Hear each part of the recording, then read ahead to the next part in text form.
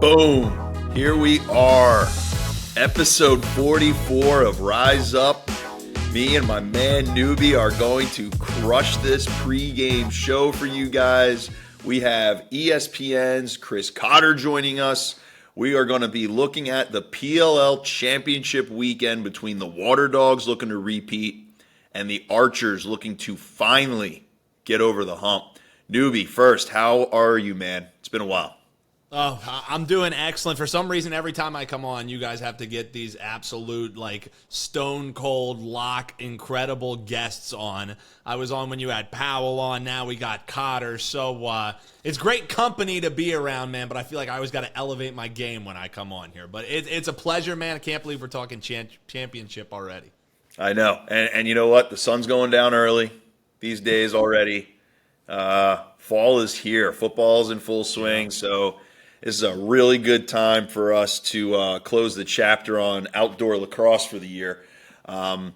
So tell me first, because we didn't have you on for the semifinals, how were your picks for the semis? How did everything go?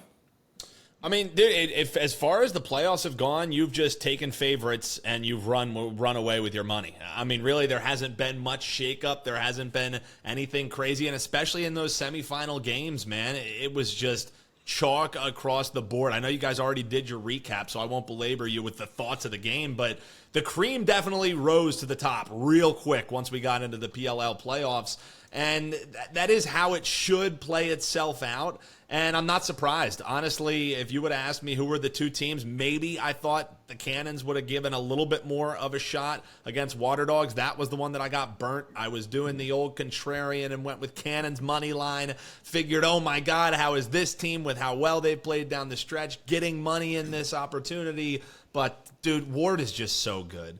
And that's the one thing that I'm going to caution people about because, I'm sure we're getting into our game picks and everything like that, but the Water Dogs would not be here if it were not for Greg Ward. And if you look at their record with and without him in the cage and just what they do against the spread when he is the netminder, he is something special, man. I know we talk all about Blaze Reardon being the absolute best, but it's 1 and 1A when you're talking Reardon and Ward for me. I have seen firsthand, I've been on the wrong side of Dylan Ward getting hot in the World Championships. And I got to tell you, I have so much respect for him and the way he carries himself and the way he plays the game. It's great to see him being World Games Ward again. And he is playing fantastic. He's coming 6 miles out of the crease. He's taking away everybody's angles. And I think, as we get into this preview here, I'm going to say that we might want to be looking at Dobson as the guy who may be the difference in this game. If he can stand toe-to-toe with Wardo and go save for save with him, the Archers are looking really good. Let's go to the tail of the tape real quick to preview this. So the Archers, number 1, 8-2. Water Dogs at 7-3 when the regular season ended. The Archers have slight edges in scores per game, scores against. So offensively and defensively, statistically, a little bit better on both. The one thing that does jump out is the fact that they have identical shooting percentages. They have very close to the same shots per game, and save percentage throughout the season is almost identical at 56 and 57% respectively. The only stat that really pops out is faceoffs. The Archers were second in the league at 65%, and the Water Dogs were second to last in the league at 27%. Faceoffs don't matter, so we won't even bother talking about those. But give me your first impressions here when you're looking at. Let's forget about DraftKings or any of the betting right now. Let's just look strictly at the rosters. What are you feeling coming out of the semis if you're the Water Dogs? I mean, you have to be feeling good. Plus, you are the pedigree that shows you know what you're doing in this situation. There wasn't any layoff. I was wondering how the Archers were going to look, getting that 1 seed and having, that little bit of break that historically hasn't really been great for a team once they have that little bit of layoff and everyone else is playing. However, the Water Dogs, they know what it's like now. 2 weeks off before the championship. They're going to the same place that they just won. There's a lot of those Philly boys. Mike Sowers kind of headlining that sits on that roster for the Water Dogs. So just as far as familiarity with this situation, it's the Water Dogs who have to be feeling really good coming into this game. But if you just look at the entirety of the season and how what the Archers put out this season, I would argue, Greg, was, at least as far as the PLL has gone, I think the Whip Snakes have only come close to just having this dominant of a start to the season, to finish the season, to postseason, that really shows what a terrific team they are. So the Archers, it's kind of theirs to lose when I just think about the summation of the entire season. However, there's this factor of the Archers that always the bridesmaid and never the bride that still creeps into my mind, that you're always waiting for the other shoe to drop. It hasn't yet. Does it finally when they go up against a team with a championship pedigree like the Water Dogs? I just look at this Dogs team, and they are so poised with the roster construction and the chemistry that they have, and the coaching. Don't understate the coaching, too. I think these are two of the best coaches that we have in the game right now that are going to be facing off against each other. But if there is a team who would have, a repeat potential, the Water Dogs scream that to me. And they really haven't lost much. If anything, they gained a lot from the roster, in my opinion. But talk about gaining rosters, that's what the Archers did. They retooled this offseason, and I think that's why you see them with the output that they've had. Yeah, it was interesting. When you talk about, first, the Water Dogs, I think the Water Dogs benefit a ton from the fact that, like we've said, you might as well call them the underdogs. No matter what they do, they could go undefeated, they could win another championship, and they'll still not get the respect they deserve. When you look at the Water Dogs every game throughout the season, it's like, I don't know. You're like, dude, they're defending champions. They're still the champs until proven otherwise. So going into this game, if I'm Coach Copeland, I'm sure that we've got plenty of bulletin board material. Look at us.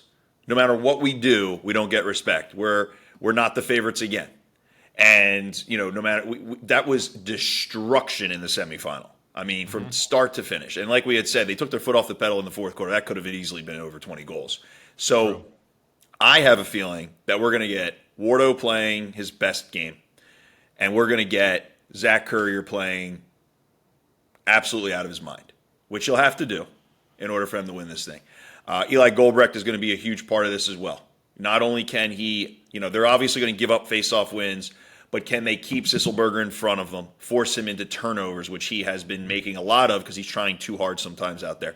Now, if I'm the Archers, I think that their history helps them here. Because if they have had success before this season, and then this year they had the season they had, being a overwhelming favorite might be a bad thing. I think for them, Schreiber is the key to saying, guys, we have been here before, and we have screwed up. And we're not that good. We still have to go out there and prove that we can win. I believe earlier in the year, these two teams played, and the Water Dogs won one. That would be correct. Before this year, it was so they played 4 times since 2021, since the Water Dogs have been around. Archers were heading into this year perfect against them. They were 2-0. They split them this year, so now Archers are 3-1 straight up and against the spread against the Water Dogs. Water Dogs won the most recent meeting, I believe.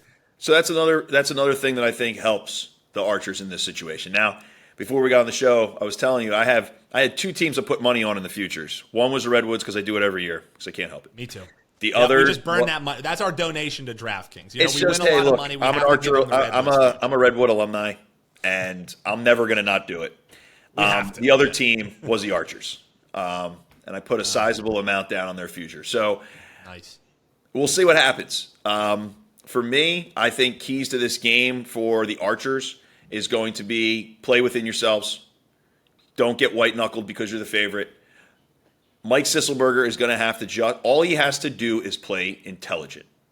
Get the ball off the ground, quickly get it to a person who should have the ball in their hands, get off the field. If he tries to play hero ball, they're going to get reverse transition, and it's going to be a nightmare. I think the Archers midfield is one of the few midfields in the league that is capable of dealing with that reverse transition, and because they score so many goals off the face-off wins, unlike pretty much any other team even close in the league. Now, like I said, I think Dobson is going to be the key. Can he just have a solid game? I think if the Archers get solid decision-making from face-offs and they have Dobson plays a solid game within himself, then I think the Archers can win this. But I just don't think people talk enough about Eli Goldreck, man.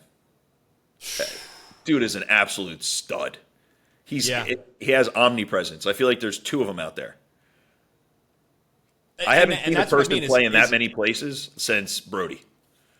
I could not agree more. And that's honestly, it's a good player comp.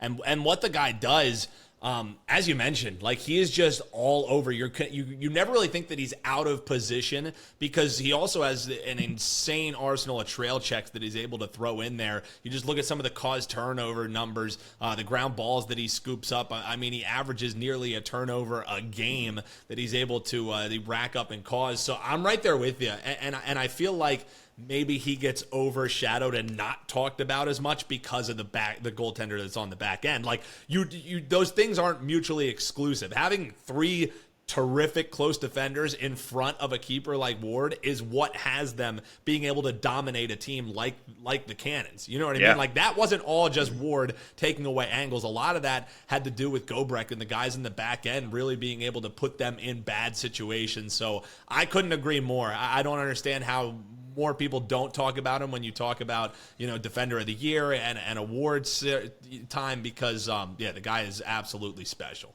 Dude, even the way we were talking about it on the last show, even the way he was, because it was a concede-off, long pole versus long pole face-off, and they had their most success when he would just clamp the ball with his long pole and just punt it into the other team's arc.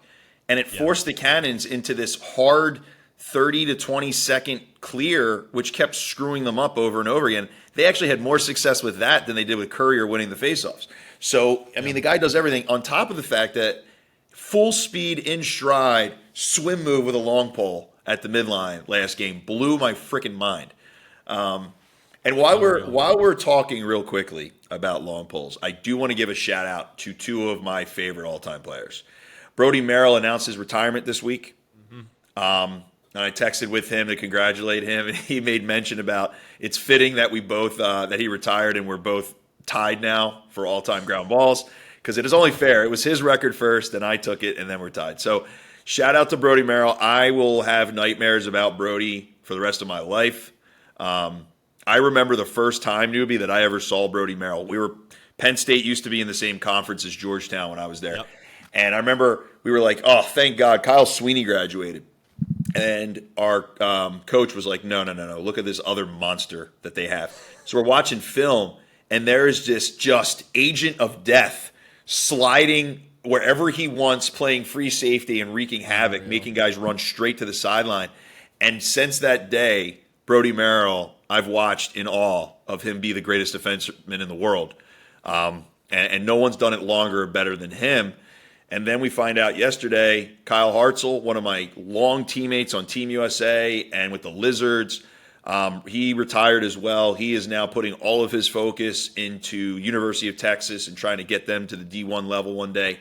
So shout out to him, one of my good friends and one of a phenomenal talent that's done it about as well as you can in a professional manner for a long time. Unreal. Yeah, absolutely, man. And getting to see that. And I love the anecdotes that you have since you got to play with them because I just look at it from the fan perspective and it was just always a pleasure. I played defense, never at the level that you guys, the guests that you have come on, played. But that was definitely a dude who, when everyone was talking about, who do you like? Who do you like? Who do you model your game after? If you didn't have Brody Merrill on your list and you had a pole in your hand, what the fuck were you doing? Yeah, what are you doing? An absolute goat of the craft. Absolute. Yeah. Brody was special. And, it's interesting for me the last few years seeing more and more guys that I've played with and against over the years, kind of passing the torch to these young guys that are coming in. It's a very cool time for professional lacrosse as we see this turnover. And you're going to get guys that like myself that retire, and then we're just trying to push the league to the next generation and get the fans involved. So it's cool. Okay, so moving forward, let's talk about, from a betting perspective, what we're looking at here for this weekend. If you're someone who's been betting on PLL throughout the season, what kind of advice can you give them when you're looking at the lines from this game? Now, one thing that does stand out to me, and I know that we joke about, looking at different books and what different lines you can get and plays that you can get in, but there is, I feel like, especially in the championship game, there is going to be a major proliferation of what different books are offering, and none more notable than the fact that at DraftKings and FanDuel, you're seeing very similar lines where Water Dogs are 1.5 goal favorites. The money line is split a little bit here and there. On Caesars Sportsbook, they completely went the other way, and they have Archers 1.5 goal favorites, and money line a little bit different there. So there are two of the major books in America, and Caesars, we can put them in as well. They have commercials all over it that are completely flipped on who they think is the favorite in this game.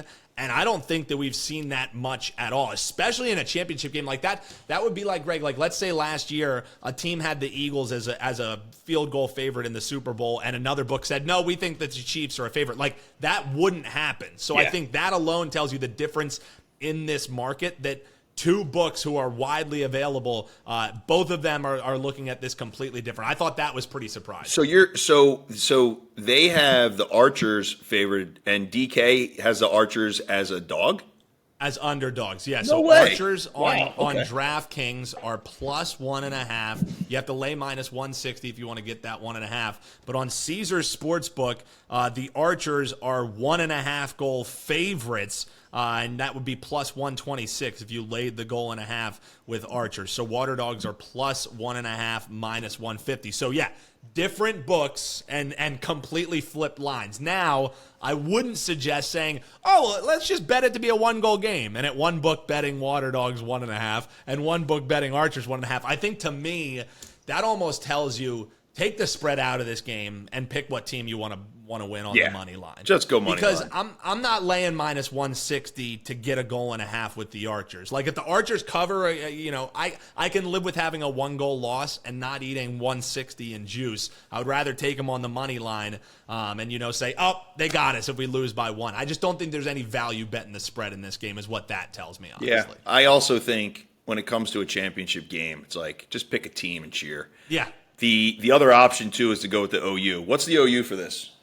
So we're sitting at 25.5. Honestly, sounds about right to me, because you figure these are two prolific offenses. These are two teams that are going to be scoring a decent amount. However, when it comes to championship games, and this is just like an axiom that I have across all of sports, like, I feel like championship moments, what do they say? Defense wins championships. So I know that everybody and their grandmother wants this game to go over, but it almost makes me feel like you talked about so much of this game is going to hinge on what happens in net. If Dobson is that dude on Sunday, we already know Wardo's going to be that dude. Yeah. If both of them are the guys, do we get 26 goals? You know what I mean? Like, am I going to be that sicko playing the under in this one? I really think we're going to get a 12-12 overtime game.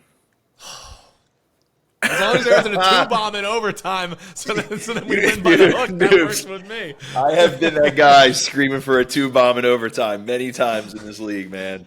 Yeah, it's crazy. I think 25.5 is almost maddening how accurate that's going to be. I completely agree. Like I think whether this thing goes over or under, I think the odds makers did a terrific job here. Like, this is exactly how I would line it. I was hoping that we were going to get the Water Dogs as underdogs potentially, also so I could hedge out of some of the Archers money that I had, because a couple weeks ago I was on shows saying, if you like the Archers now, don't just take a plus 150 future on them.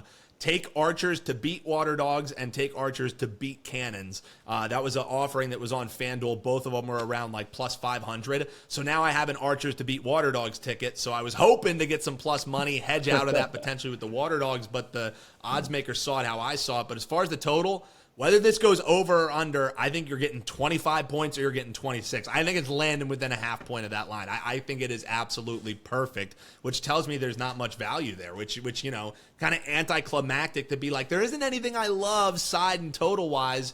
That's why I'm hoping that some of these props start rolling out, because that's really where I made a lot of my money, is betting some of these prop bets, these player props. What kind of props are you looking at?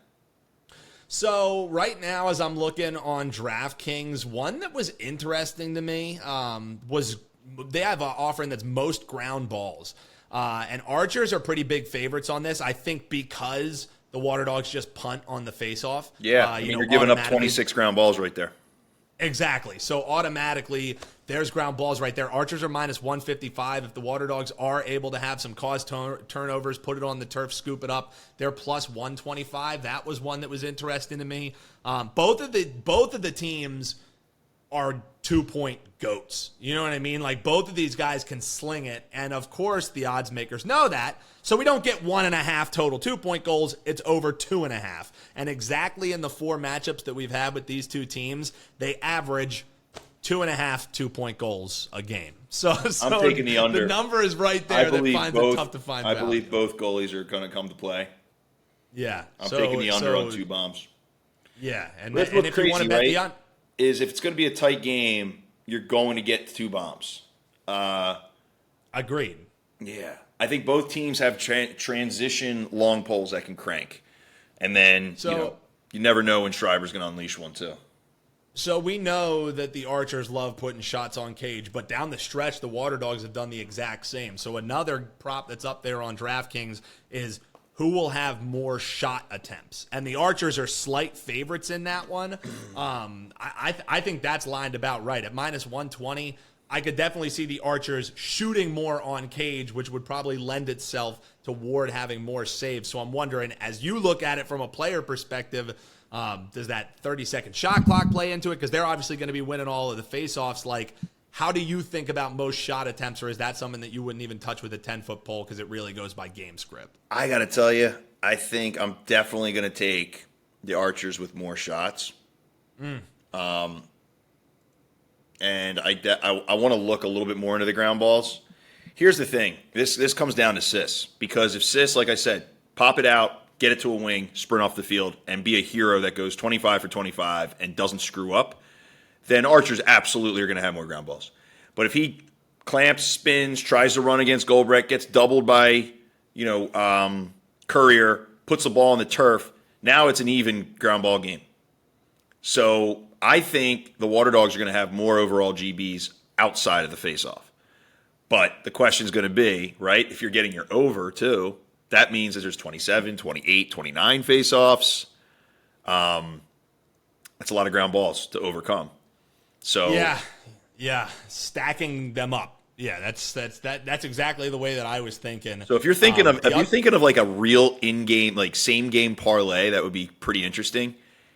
If the over hits, I feel like the Archers will also have more ground balls. And because they're also going to win all those faceoffs, they're also going to have more shots. So you're going to go with all 3 of those. I'd be fascinated to see what that looks like on a parlay. Honestly, because it's so sharp, they probably would just be like, I don't even want you to put in this parlay. I don't even want you to be able to same game that. Now, I'm hoping, unfortunately, we don't have them now. I wanted to do some of these player prop breakdowns for you, but the only players that they have posted totals on FanDuel right now are Tom Schreiber, Grant Ament, and Mac O'Keefe.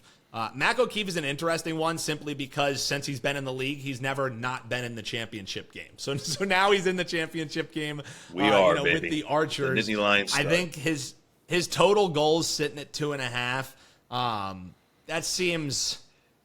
It seems like they want you to take the over. Well, you know what's interesting is I'm fascinated to know what Andy Copeland's defensive strategy is going to be.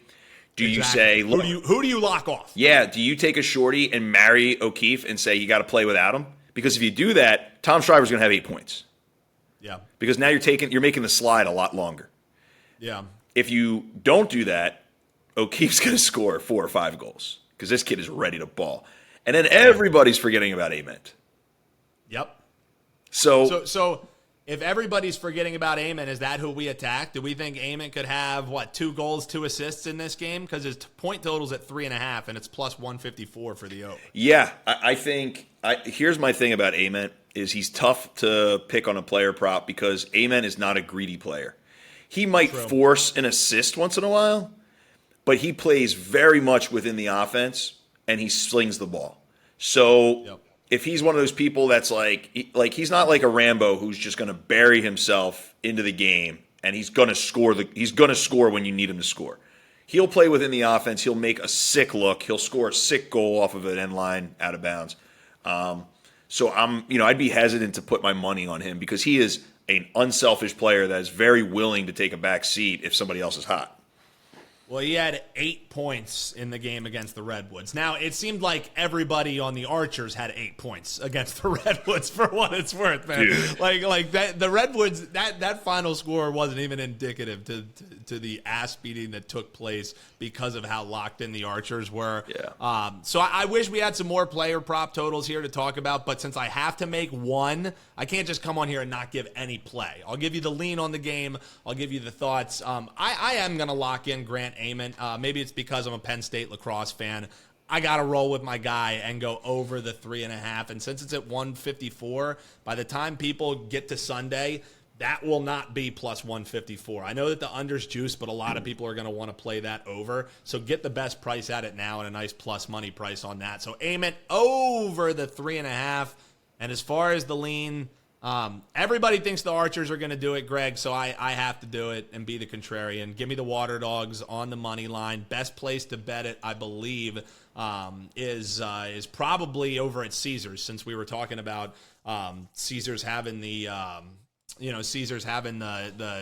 flipped favorites. So probably if you want to bet the Water Dogs, best place to do it is probably over at Caesars. But Water Dogs the lean for me, and then I have to do it. I'm going on the under 25.5. I'm doing the sick pup play. I love coming on here and losing unders, so why not do it for the last game of the year, Greg? Under the 25.5, Water Dogs money line, Grant Amon over 3.5 points. That's the bet. You heard it from the noobs. I got to go with the Archers because I bet on their futures, okay? And because I got two Penn State dogs on that team. No offense to Sabia, but I want to see Grant and I want to see O'Keefe get their first title. Okay, well, that's our preview. We are going to get more into the preview of the championship game as ESPN's own Chris Cotter joins us coming up next. All right, welcome back to Rise Up. We are here with ESPN's own Chris Cotter joining us. Chris will be doing the play-by-play for the PLL championship game this weekend. Cotter, welcome on, man. How you doing? Yeah, good. Happy to be with you here, Greg. I'm looking forward to it. Yeah, this is going to be awesome. I was just talking to Dan Newby, who does a lot of the lines for PLL bets, and we were trying to break this game down. And it's interesting because we were talking about there's sports books out there, Caesars, DraftKings, that have opposites on as far as who the favorite is. Huh, that's interesting, Which is fascinating. So first, I just want to ask you, this season, I mean, I think the ESPN partnership, safe to say, with the PLL has been a huge success for lacrosse. So tell me a little bit about how this season's been going for you. What are some of your favorite storylines? Yeah, I mean, it has. Last year was sort of like, it was much more of an unknown. So it was sort of like when we got into it, it was fun because we didn't know whether it would be good, whether it would be bad, whether it would be like overwhelming, and kind of just, it was all new. So it was fun in that regard. This year we kind of knew that it was a good thing, like this is going to be good. So in that regard, it was a little less new and a little bit more of, let's perfect it. Let's really focus on making these broadcasts great. And I think the other thing too is, to a lesser degree, Clark and Q and Boyle especially, but I didn't know the coaches and even some of the players as well as those guys.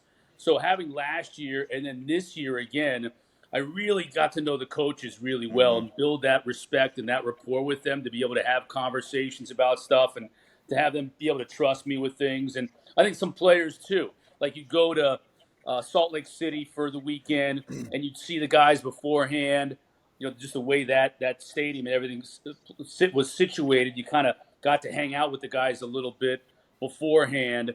And you turn the corner inside and Schreiber would be working on a stick and you get to talk with him about how he likes it strung and find out some things. And like he was doing wall ball inside with a stick and he's like, this isn't even my gamer for this year. Like this is like years down the road. I'm getting this thing ready right now. That's the mindset with some of these guys. And you learn some stuff like that when you get to kind of be behind the scenes and building the relationships with the guys. You get to have that experience.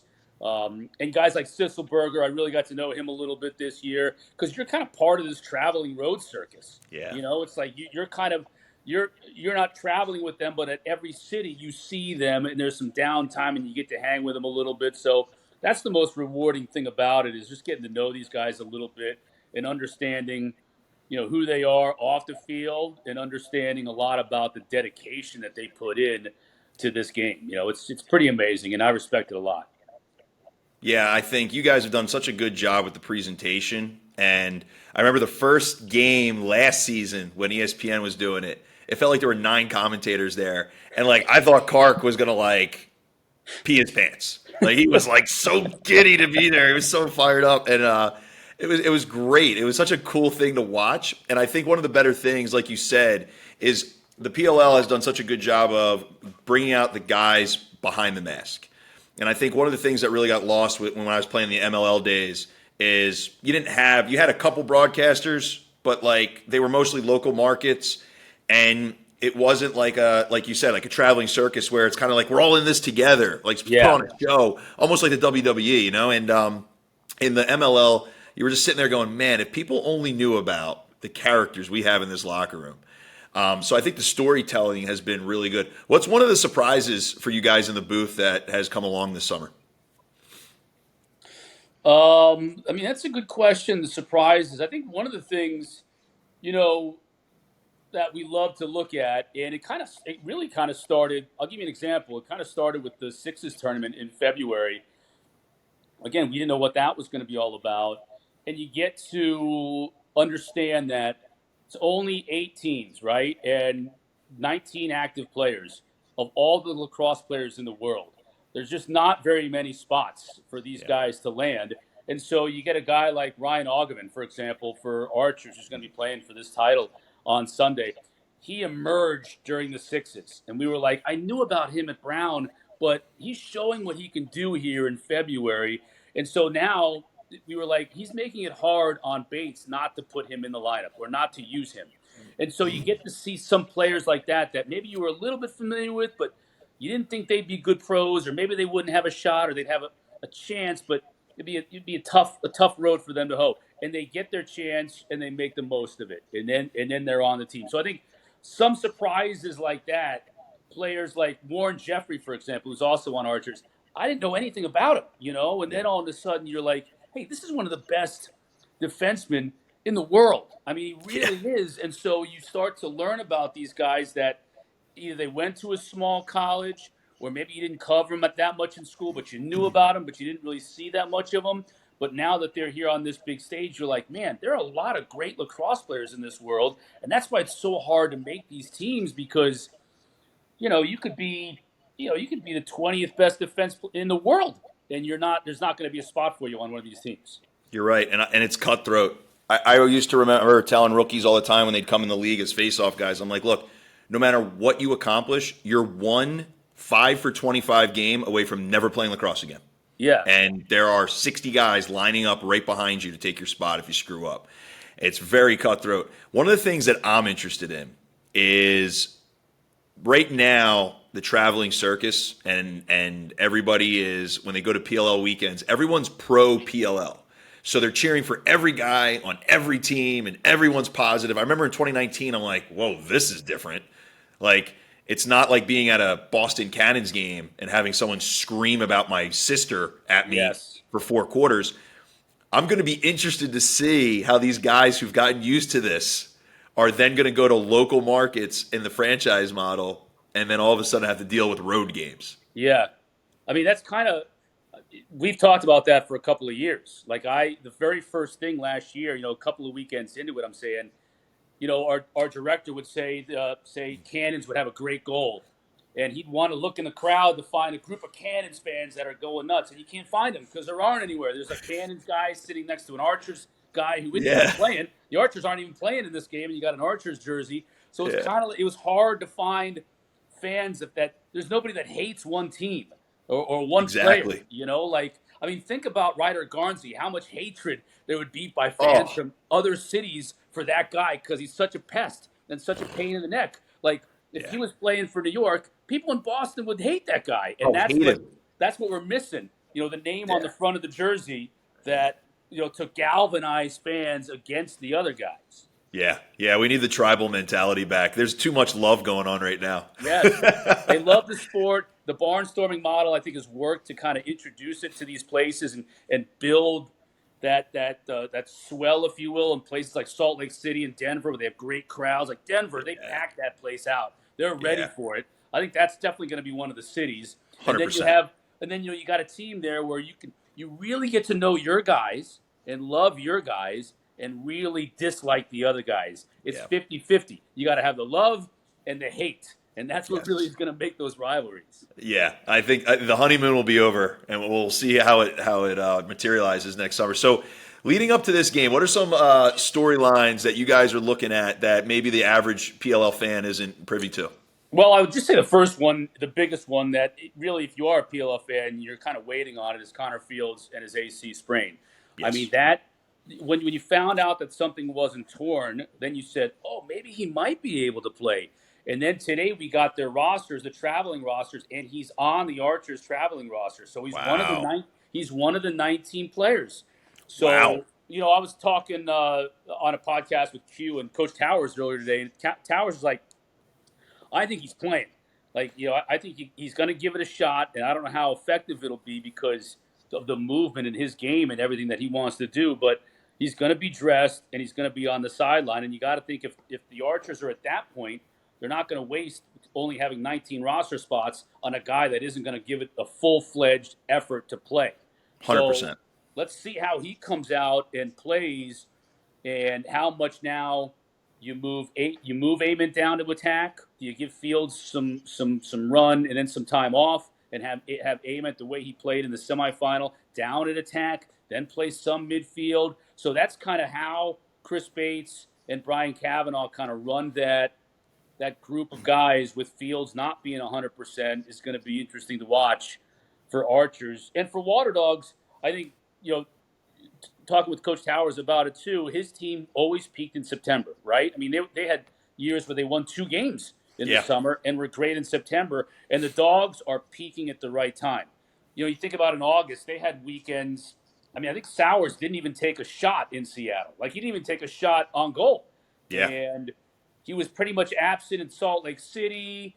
So he had some weekends when he was really quiet in August, and then he explodes in the playoffs. So Copeland gets his midfield going in August. Sowers is quiet. McCardle's kind of quiet. Then they all kind of explode at the same time. And then Connor Kelly's been injured since the World Championships, right? Yeah. He's finally now kind of 100%. So I look at the Dogs and I think, and Ward, Dylan Ward and his wife gave birth to a child. His wife gave birth during the summer, and he took 2 or 3 weekends off. So now he's kind of, it's like He looks everything's like coming. World Games Ward right now. Yes, everything's coming together for Water Dogs at the exact right time. And Archers, I feel like the injuries have hurt them with Treasy and with Fields, but they haven't had to peak because they've just been kind of on a high the whole time. Yeah. Yeah, and I bet you $100 that Coach Copeland is not happy that they're favored. Because, look, we talked about it a lot this summer. I'm like, no matter what this team does, they don't get respect. They're the defending champs. And every single week, people are like, I don't know, I think I'll take the other team. And all they do is win. And I think, Coach Copeland was a trailblazer with the prevent on the faceoffs, and it's worked like a charm. And I think Goldbrecht, we were actually talking about last game, when Goldbrecht took the faceoffs, he did exactly what I would do. He just iced the puck, clamped it, threw it right into their defensive end, and they could never get an offensive shot off with all that clearing, and it actually worked out great. So it'll be interesting to see if Sisselberger can clamp, get the ball to somebody, and get off the field right away. Yeah, and go forward, because that's the other thing. Like, you had Goldbrecht brilliantly just chucking it down to the other end, raking it down there, and then it was like cannons didn't know what to do with themselves. Like, they were like, wait a minute, we've never won faceoffs. Like, all year, like we've lost every faceoff. Now we're winning the faceoff, essentially winning it deep in our own zone. What do we do with this? Yeah. And it took him a while to get there, and then Courier kind of gives you. Think about how he's so good. Like, when he won those draws to himself forward and got scoring opportunities for those. That's when you you saw say to like yourself, a light bulb went on in the fourth quarter. He was like, "Oh, if I just go to the right." Yeah. Yeah. He's so good that you're right, when he figures these things out, he's so skillful, he can make it work for him.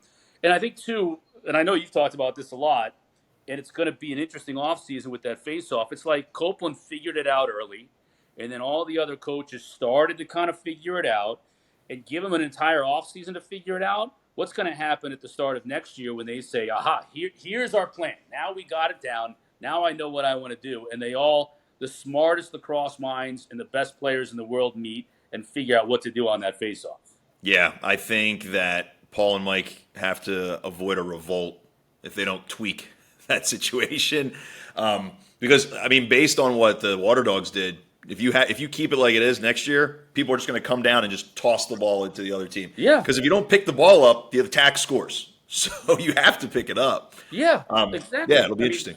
But you had guys like Baptiste would win every. If I went to you and said last March, the Atlas are going to win every face-off in this game, you would say they're winning the game. 100% they're winning the game. And yet they would lose the game that they would win every single face-off. It's bizarre. Yeah, it was bizarre. And not only that, the Atlas had one of the lowest overall possession times of possession in the league, because if you win 30 faceoffs, you're getting a shorter clock. The other team gets the ball, and now they get a full 52. So every time you're losing 20 seconds worth of possession time, which is weird.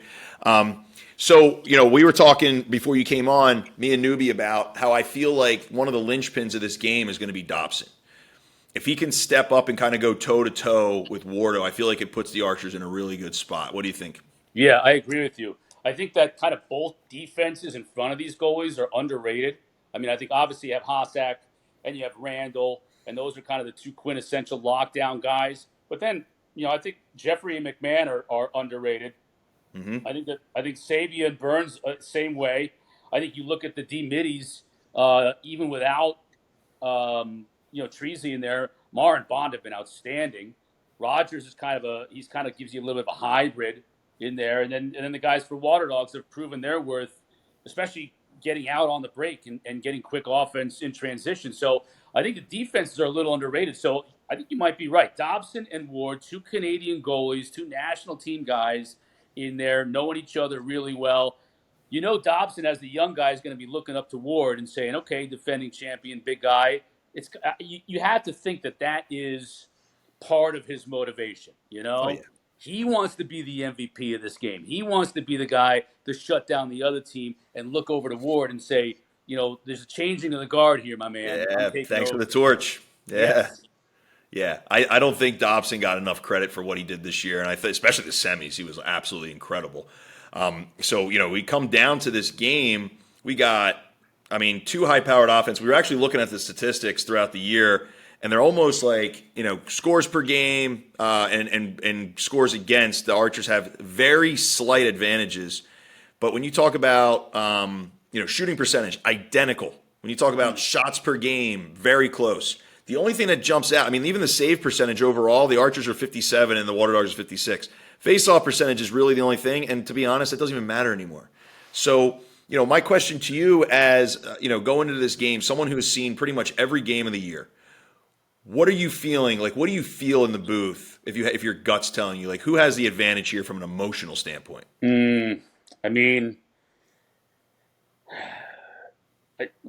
If Fields can't go, I think that's going to be a very disappointing thing for them if he's dressed. You know what I'm saying? Like, if he goes out there and he can't give it 100%, and you're going to have to limit his minutes, that could hurt him. But then again, Batesy was talking about how the team really wanted to win it for Treasy. Here's a veteran who was, D-Midi of the year. You got guys like Marr and Bond, who are young guys he took under his wing. Like, his whole mantra the whole year was, before I retire, I'm not saying that's going to be this year, but before I go, I want to pass it on to these young bucks. Yeah. And they kind of bought into that. So that whole unit was great. And I think the team sort of said, hey, let's win this one for Treasy. So in a way, you could look at it and say they're playing for that. I think still with the Archers. But the Water Dogs have a cool calmness about them. And you see it in their huddles and everything like that. It's a real team atmosphere in terms of everybody's contributing. I know there's some other teams in the league that do that too, but I just feel like when they call a timeout and they bring everybody in the huddle, everybody's contributing. People have got some ideas. There's not one guy. There's not, any particular leader in that huddle. It's sort of like 5-6 guys are all speaking up like, hey, I got it this time. My guy's doing this, so let's work to get it to me. I think Chaos is kind of like that. There's some other teams like that, but I feel like it really works for Water Dogs, and you really kind of see it. The X factor is always Zach Courier to me. Always. I think he's just he can do anything he wants. We know Schreiber can do anything he wants. He's the MVP. He's the best midfielder in the game. It's interesting. You say, like, is there a guy that's maybe unheralded that's going to be the difference? I think Schreiber's going to be the difference. If Schreiber plays a great game coming out of the box like that, I don't know how you beat Archers. And the same thing you could say for Zach Courier. If Courier, like he did in the semifinals, takes over middle of the field between the arcs, you know what I'm saying? Like, that's even at the faceoff dot. Harassing Sisselberger. If Sisselberger wins the draw, here comes Courier from a wing, harassing him, causing a turnover, getting the ground ball. Now you got 52 seconds. Like, that's been the model for them all year, and that's why I think he is the guy that makes a difference. Both these teams can shoot from distance too. That's the other thing. Yeah. Is like, does the 2-point arc come into play with a lot of teams in a lot of games? I think in this one it does, with O'Keefe firing away. Leclerc can fire away from distance. Both teams have poles that can do it. Yeah, the poles can do it. And Witcher is coming down at 1,000 miles an hour in transition. He'll fire from 2-point range. It's kind of like you don't even know where it's coming from with both these teams, but they can fire from 2. So if for some reason, Archers go into the fourth quarter up 4, this thing is far from over. You know what I'm saying? Like, there's no lead that's really safe for both these teams. And I think that's probably one of the reasons why Vegas is having a hard time figuring it out, because you could have swings. Like, you could have mad swings in this game. 4 goals here, 3 goals there. Yeah. That's what. And it's going to be raining. Of course it's going to be raining. Yes, that's going to add. I think that could add to the drama and the legendariness of this game, and the fact that, remember that finals in the pouring rain in Philly when the Water Dogs came back and then Archers got the go-ahead goal? Like, it could be something like that. I think I was telling Newbie, I think we're very much looking at like a 12-12 overtime situation. Right, in the mud. Everyone's covered in the mud. Yeah. And the OU is 25.5. I feel like that's exactly accurate. And believe it or not, the OU for 2-pointers is at 2.5. Yeah, which I think is right on. That tells me that maybe they're thinking it's going to be a close game, Yeah. Because if it wasn't, you'd probably have it higher than that, because the fourth quarter would be filled with 2-point attempts. So everyone's really thinking it's going to be close. Yeah, especially if it's raining. You might as well give Connor Kelly one, like right off the bat. Yeah. I think he's going to skip one into the corner because that's what he does. But, I'm looking forward to you guys being in the booth. I think you guys have done a phenomenal job. I love watching the presentation. I love watching you guys do your thing. One last question that I know a lot of people are going to ask about. What is your arm routine? Why don't you ask me what my leg routine is? We don't get to see your legs, Cotter. It's a shame.